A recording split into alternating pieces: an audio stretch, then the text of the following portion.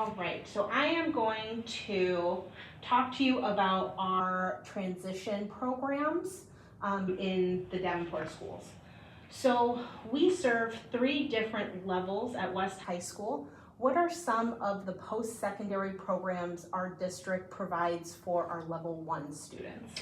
So as far as post-secondary for transition, we partner with Voc Rehab, so they can work with Voc Rehab, and that's for all levels, but level 1 can work with Voc Rehab. We have our Transition Alliance program, and we have a coordinator who helps with all of that.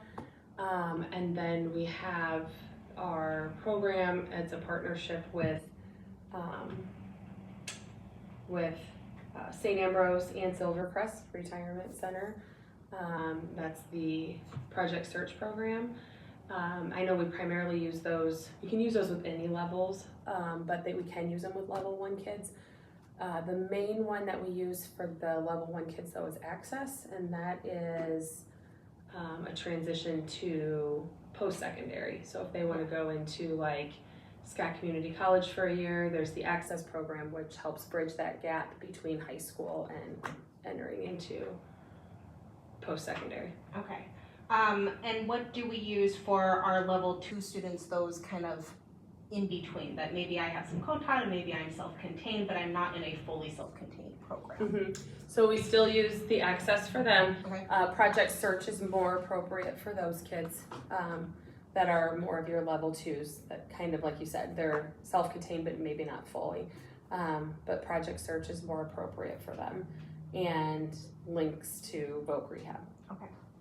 And then what do we do for our level 3 students, particularly like our ID students? Mm-hmm. So the teachers work really well with communicating with places like Empowering Abilities, and we'll take them there for visits. And so if a transition to a day hab center or something like that, or Goodwill, they work with transitioning to them there. Again, our partnerships with Voc Rehab.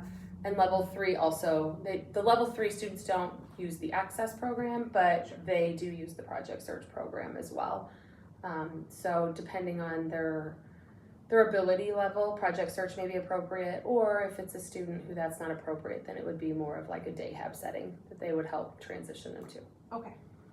How do we determine which programs our level 1 and 2 students should go into? How do we suggest those programs, since that's such a varying ability level? Yep. So if a student is pretty independent, pretty high functioning, they're close to, maybe not close to grade level, but they're pretty independent, then something like Access, if they are planning on going to college, if they have a plan for afterwards, what kind of job do they want to get, what kind of training do they need, Access is going to be more appropriate. We really look at like what are their goal areas, what are their current levels as far as both academics and social skills and independence.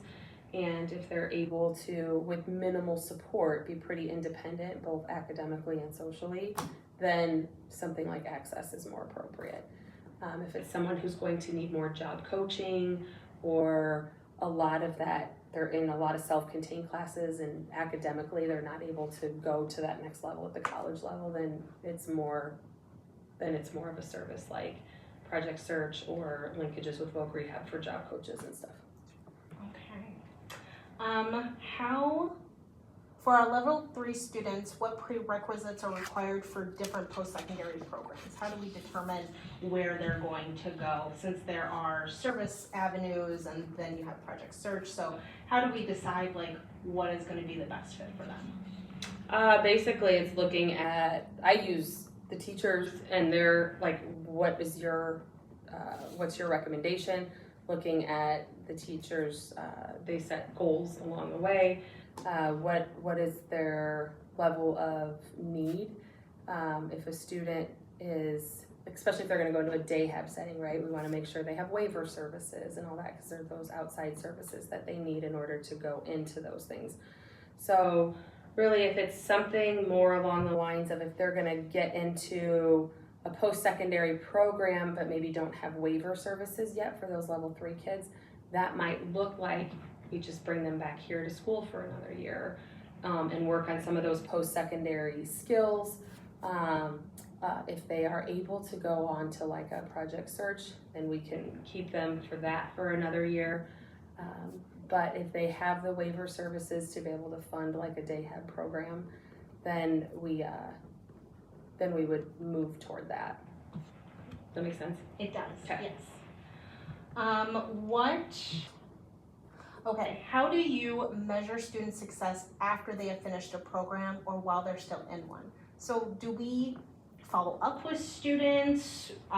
Do we need to make sure that they're successful? What happens if they're not successful in that program? And I know that's probably a lot because it varies depending on their need, but what do we do to figure out if what we decided was correct and if we needed to be providing something else? Right, and I think that's an area we need to maybe even work on doing better. Like, I don't think we follow up with all of them very well. In some cases, we follow up with, like, we have one student who we are going to transition to the day hab program out at Empowering Abilities. But along the way, we started him there, and then we checked in, like, we transitioned it where he was there part days and here part days. And saw that, if his attendance, we looked at, was his attendance good? Was his behaviors good? Was he fighting to go, or was he happy to be there? And things like that. And then once we saw that things were going well and he was flourishing there, then we pulled him away from, that we didn't really follow up much more after that.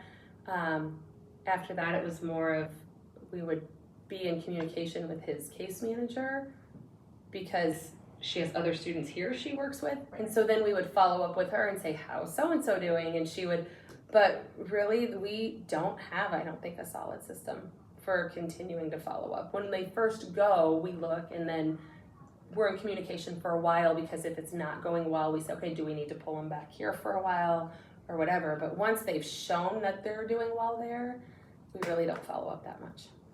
So that was part of my next question too. What happens if a student isn't successful, especially for our level 2 and level 3 students where we need more supports in those settings?